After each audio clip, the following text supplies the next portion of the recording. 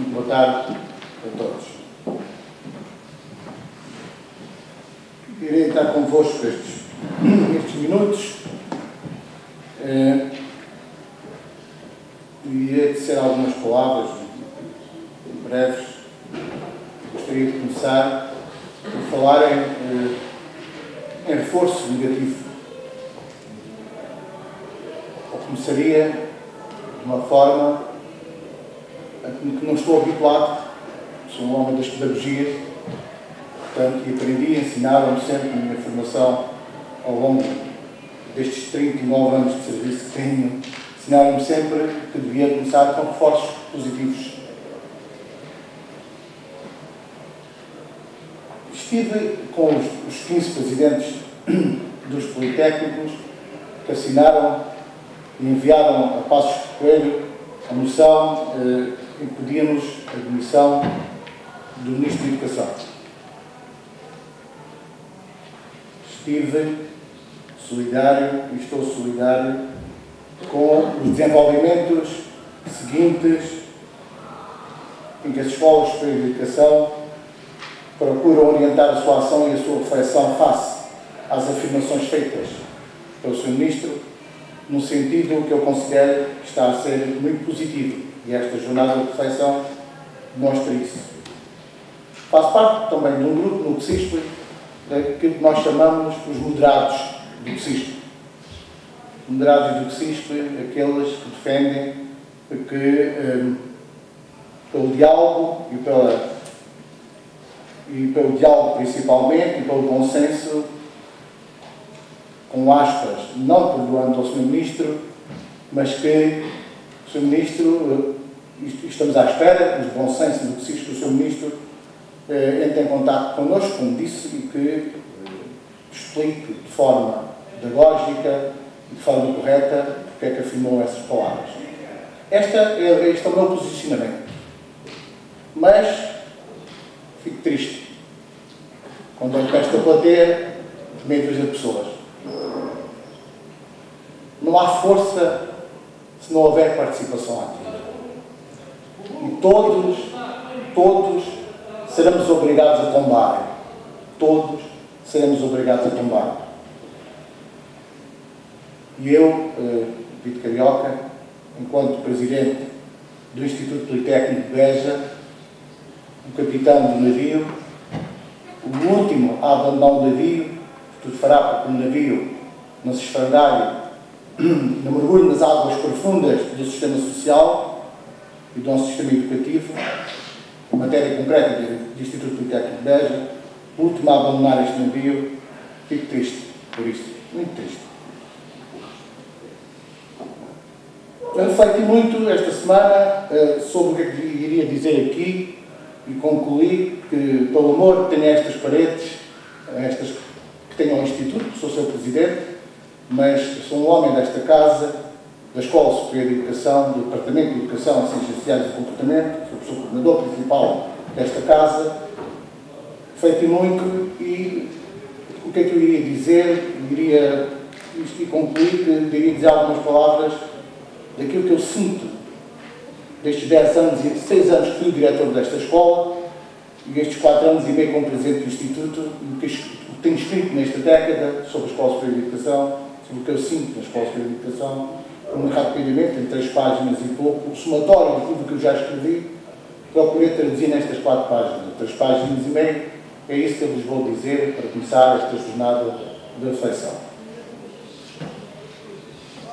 Este é um tempo diferente. Tempo de desafios, de enormes responsabilidades. Gostaria, em primeiro lugar, como Presidente do Instituto, de vos agradecer, deixar aqui testemunho da enorme consideração por esta comunidade, a ESEB, onde se reflete e constrói com elevada qualidade o conhecimento científico. Escola Superior de Educação de Beja, do Instituto Politécnico de Beja, espaço vivo de interações, de vivências cotidianas, do conhecimento e da sua procura e reflexão, de sensações que penetram cada um dos atores que o integram. Espaço de profundas amizades. Esta é uma casa da amizade, da cultura, da produção do saber, enquanto partilha de vivências entre nós todos, entre os colegas, o professor, o amigo, o estudante e o funcionário. Foi isso, ou isso que eu sinto nestes 27 anos que pertence a esta casa. A educação acompanha desde sempre a alma e a memória dos portugueses, como sabem. David Justino, há uns anos atrás, afirmou que o homem só pode tornar-se homem pela educação. A educação é o maior e o mais difícil problema que pode ser proposto ao homem. Refere também que o propósito da educação é o de capacitar as novas gerações para aceitar e vencer os desafios colocados pelas sociedades em que se inserem de uma forma autónoma, livre, responsável e cooperativa. Esta unidade orgânica, onde hoje se instalam 2 departamentos, assumiu sempre como um projeto de vida e percurso a ideia de David Justino. O seu corpo docente, não docente, alunos, funcionários, alimentaram sempre um projeto de educação e formação que se tem perpetuado em 3 décadas, refletido na intervenção ativa na comunidade em que se insere e na produção de conhecimento dos seus docentes, na qualidade das formações adquiridas pelos seus alunos. Esta é uma escola, uma organização aprendente em plena potência hoje. No futuro, o que é que nos exige? Exigem-nos que repensemos o que fazemos, como fazemos e a forma de fazer melhor. A Escola Superior de Educação deve assumir, em continuidade, o papel relevante que exerce no contexto regional onde atua, onde deve potenciar a sua influência, quer pela capacidade de captação de alunos, ou pela captação de novos públicos, quer pelos projetos inovadores e diferenciadores estabelecidos e a estabelecerem com parceiros da aldeia global, visando o desenvolvimento integrado do Alentejo de Portugal. Tenho orgulho, muito orgulho, enquanto docente do Instituto, de pertencer a esta comunidade e ao Departamento de Educação, que há mais de 30 anos luta por uma identidade suportada pelo princípio de procura da inovação e existência. Sou docente desta unidade orgânica há muitos anos. Com todos nesta casa, habituei-me a sentir a afetividade pelas suas paredes, pelas suas salas, pelos meus colegas, amigos, funcionários, alunos. Estamos a construir os processos internos e externos que irão produzir frutos importantes para garantir a nossa sustentabilidade. Tenho a certeza que a Escola Superior de Educação saberá sempre redescobrir novos trilhos para os problemas que continuamente lhe irão ser colocados. Tenho a certeza que este espírito permitirá construir em coletivo e cooperação com as outras unidades orgânicas do Instituto os esforços, alicerces que o Instituto precisa para o futuro. Esta é certamente a vossa vontade. Estarei sempre ao vosso lado para que o esforço seja recompensado e para que o maior produto seja a construção de um melhor Alentejo. Esta é a minha casa. Foi nela e a partir dela que construí o meu percurso e identidade profissionais. Começámos muitos de nós nas instalações junto à GNR. Nesse primeiro espaço começou a vida na ESEB, no Instituto. Nesses primeiros dias conheci muitos dos meus maiores amigos para sempre. E sem o seu apoio, o meu percurso académico teria sido certamente mais pobre. Muito partilhei convosco. Muito aprendi, principalmente e com humildade reconheço, aprendi o quão importante é ter bom senso e saber ouvir os outros. Nas abordagens sobre liderança, o Dalai Lama afirmou que queremos líderes honestos, que sejam decididos, criativos e até corajosos. Mas raramente procuramos alguém com a característica mais importante de um líder, a humildade. A humildade caracteriza-se pela capacidade de admitir os erros. Gostaria de as usar para agradecer aos meus amigos que estiveram comigo desde a tomada de posse há 4 anos e meio como Presidente do Instituto. Agradeço ao Jorge Raposo os esforços que terá de fazer para vencermos os tempos que se aproximam. Conheço-vos a todos. Somos uma academia consciente. Tenho a certeza que, ao lado de Jorge, todos iremos lutar por isso e atingir os nossos objetivos. Os nossos objetivos maiores são a dignificação do ensino superior politécnico e das suas escolas superiores de educação. Muito obrigado a todos.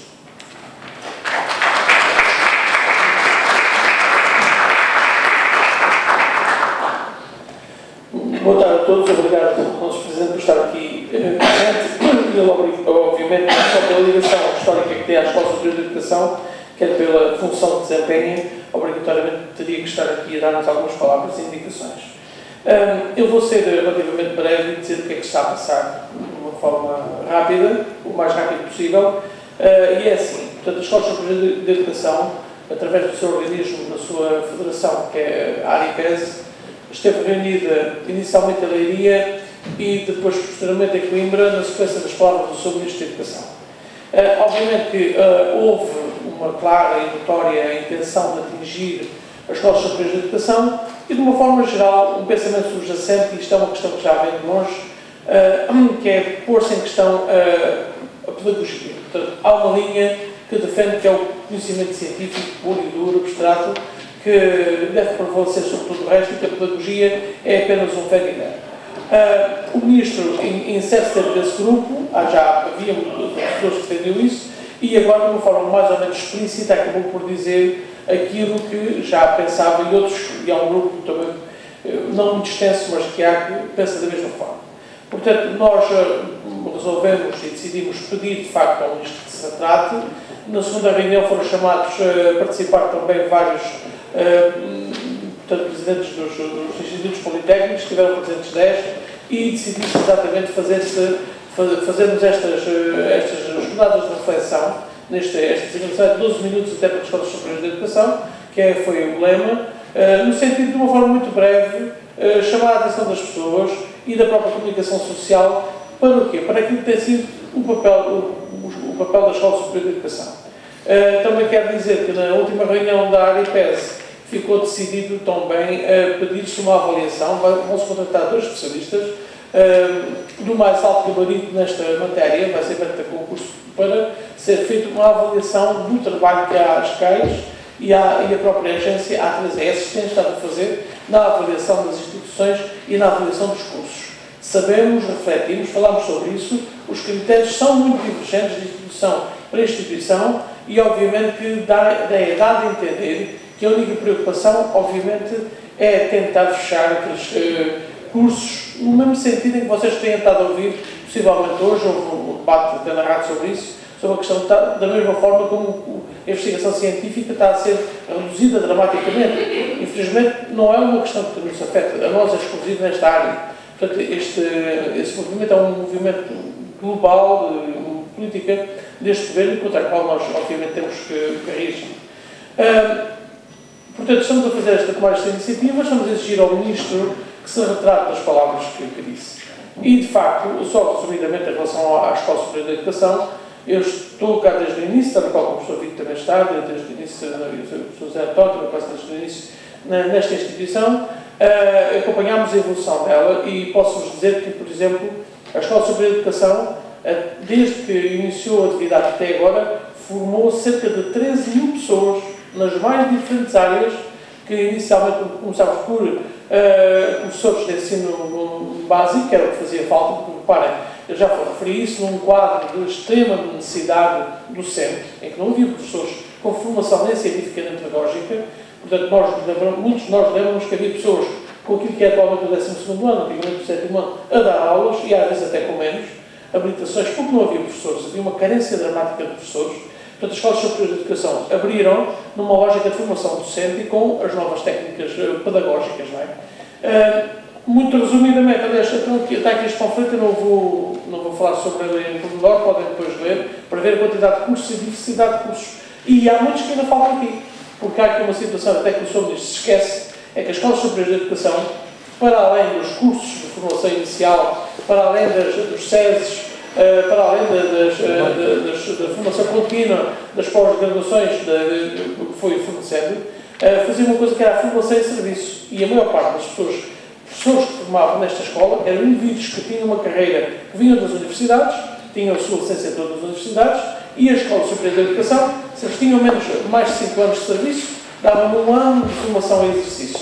Se tivesse menos de 5 anos de serviço pedagógico, davam 2 anos e, portanto, eles ficavam com habilitação própria para ser professores. Portanto, nesse caso, ou seja, há muitos professores formados pelas Escolas Superiores de Educação, por esta Escola Superior de Educação, que de facto, cujas licenciaturas até vieram das universidades. Portanto, o que torna um bocado ainda mais contrassensual aquilo que o Sr. Ministro disse e que depois tentou desdizer e tentou desmentir.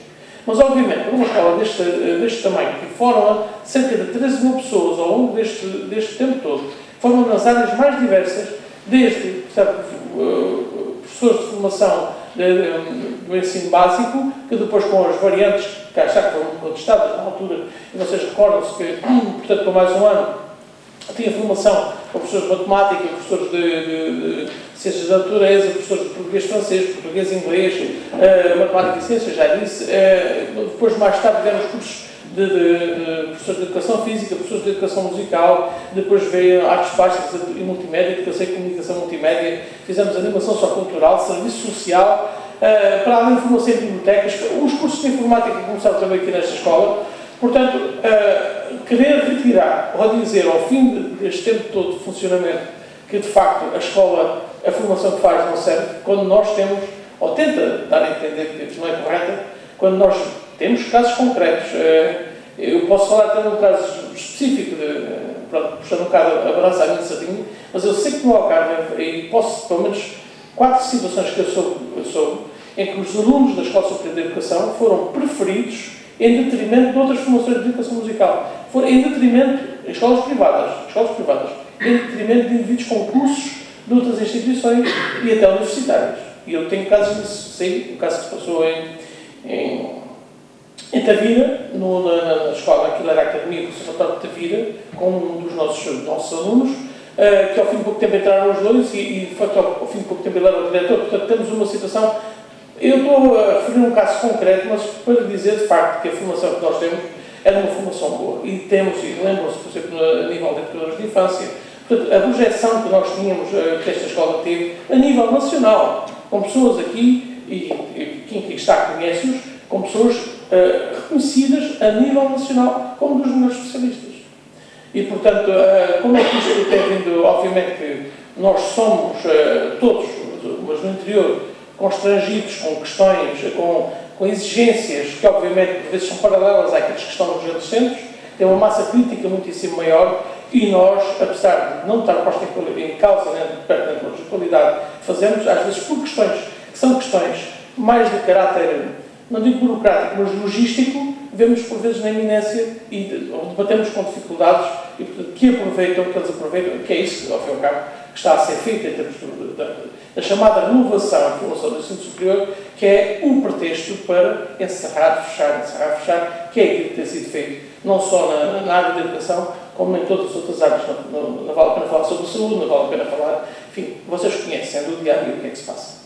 Portanto, hoje, não vou alongar muito mais, não vale a pena, porque, como disse, a iniciativa era 12 minutos e os 12 minutos já vão longos pela educação, mas é manifestarmos com veemência o nosso repúdio pelas palavras que não estão corretas, que são injustas, face àquilo que é a formação das escolas superiores de educação.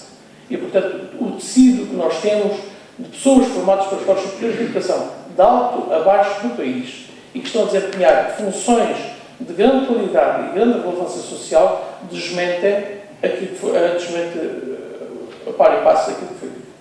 Pronto, não sei se o professor José António, que está aqui na situação como, obviamente, a Escola Superior de Educação tem vários cursos, eu como está aqui como representante da parte da educação, a professora Teresa também está com a educação especial, está com a educação do ensino básico e com o primeiro e segundo ciclo. Pronto, se quer dizer alguma coisa de em concreto, mas penso que se calhar o essencial, nós não vamos debater aqui, a função não é essa de debater aqui que é o futuro do ensino superior, mas é simplesmente manifestar de facto o nosso repúdio por aquilo que está a ser feito à Escola Superior de Educação, neste ano.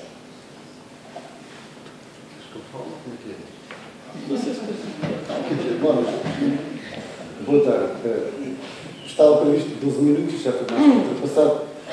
Não me resta dizer muito mais, se calhar só reforçar algumas das palavras, nomeadamente do professor Jorge Raposo, porque de facto as declarações preferidas pelo Ministro decorrem de uma visão muito conservadora da educação. Aliás, isso, nas escolas superiores de educação, já dá muito. Lembro-me quando ele fazia parte de um painel de pessoas, um programa da SIC Notícias, em que ele, várias vezes, atacou as escolas superiores de educação. Portanto, isto não é novidade. Aliás, o livro dele, o Idoquês, segundo ele, as escolas superiores de educação seriam um pouco o expoente máximo do Idoquês, o que é um perfeito disparate. Portanto, de resto, esta visão retrógrada, do meu ponto de vista, que está um pouco aquela voltar à teologia setecentista, de ler, escrever e contar, isto relativamente ao primeiro ciclo. Tudo o que é pedagogia teria que ser deitado pela borda fora. De resto, há uma proposta de lei que eu tive a ocasião até de fazer, digamos, uma análise crítica e depois enviei para a Presidência, que supostamente, presumo eu, que foi enviado para o CISP, em que eu mostrei uma série de incorreções, nomeadamente, reparem, a pedagogia ali, portanto, foi completamente varrida nessa proposta de lei. E essa proposta de lei apontava para que todos os cursos, quer curso de educação básica, quer de mestrados de ensino, fossem todos acreditados, tendo em conta, digamos, este formato novo para que aponte essa mesma proposta de lei. Portanto, isto para dizer que o que está em curso, de facto, é um perfeito disparate em matéria de educação, é um retrocesso, eu diria até civilizacional, por aqui.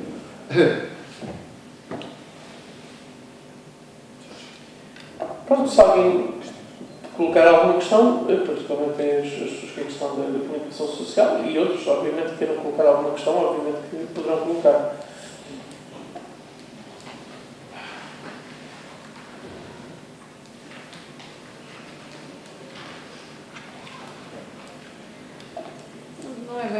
Não sei se posso dizer alguma coisa, não é bem uma questão.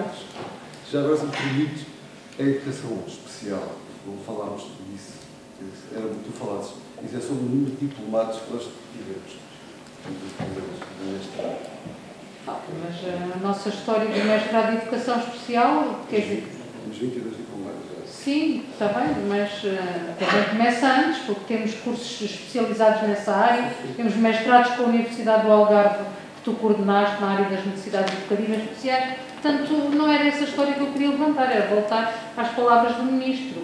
Não só demonstram essa visão retrógrada, conservadora, de uma escola elitista, seletiva, portanto, um ataque a toda a formação, como desconhecimento perfeito, porque ele disse, perante uma resposta, uma pergunta que o jornalista lhe colocou, se os professores podiam passar por estes cursos sem nunca terem aprendido ou ter tido prática de ensinar, ele disse que podia. Portanto, isso mostra o perfeito desconhecimento de tudo o que é a formação nestas instituições. Portanto, não é só que ela é uma visão muito limitada, obviamente, mas que está ultrapassada e não está atualizada com a informação que tem antes, porque quando as universidades têm muito menos experiência na formação de educadores de infância e de professores do primeiro ciclo do que as escolas superiores de educação que vieram substituir as escolas do magistério. Portanto, isso é eu só de... Aliás, ele disse outras coisas que são mais graves, ou que manifestam ou má fé ou por ignorância. Ele disse que um professor, neste momento, com base, portanto, no modelo que existe, em termos de formação de professores, pode lecionar matemática sem nunca ter tido sucesso em matemática e em língua portuguesa. Ora bem, nos cursos de educação básica, das licenciaturas de educação básica, as pessoas têm que ter 30 STS em matemática e 30 STS em língua portuguesa. Portanto, não podem. O que ele disse é perfeitamente o. Exato. Verdade também. Para não chamar de maneira.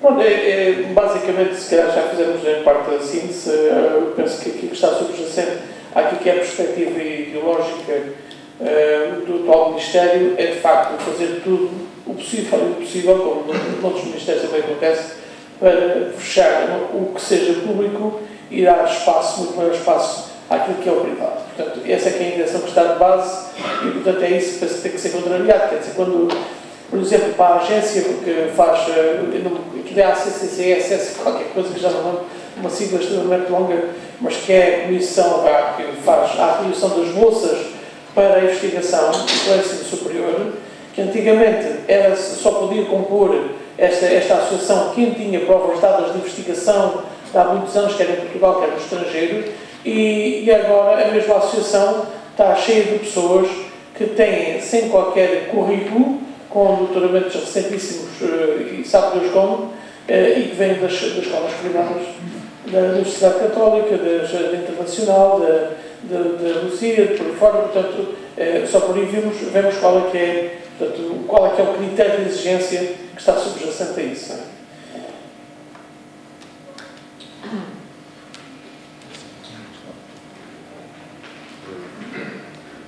Não é? Duas coisas. Esta plateia revela, em grande parte, revela claramente uma desmotivação que o Ministro e o Ministério estão a conseguir. E eu não sei, provavelmente tem-se arranjado outras estratégias complementares para a mobilização dos professores, dos alunos também. Agora, eu queria só dizer uma questão que vai no sentido de complementar o que já foi dito, é que a perspectiva fundamental, a estratégia fundamental está em curso, consiste em reduzir o ensino de regiões periféricas,